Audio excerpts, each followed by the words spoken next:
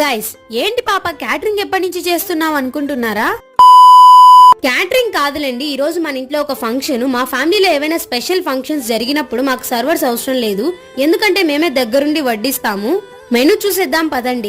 Mostly ఆ రోజు non veg వాళ్ళకన్నా వెజ్ వాళ్ళు ఎక్కువ ఉన్నారు కాబట్టి వెజ్ ఐటమ్స్ కొన్ని ఎక్కువ ఉన్నాయి. పప్పు, రసం, సాంబార్, కలర్ రైస్, పెరుగు పచ్చడి, కొబ్బరి పచ్చడి అండ్ నాన్ వెజ్ వచ్చేసి ఎగ్, చికెన్. ఇన్ని చెప్పావు, అసలు ఫంక్షన్ ఏంటి అనుకుంటున్నారా? అక్కడికే వస్తున్నా, ఆగండి. మా అక్కది పురుడు ఫంక్షన్.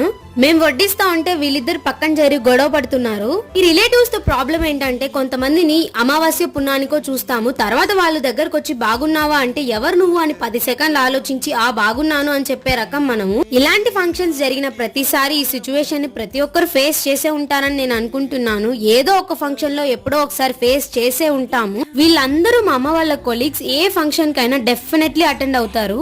నచ్చితే లైక్ చేసి సబ్స్క్రైబ్ చేసుకోండి. Bye guys.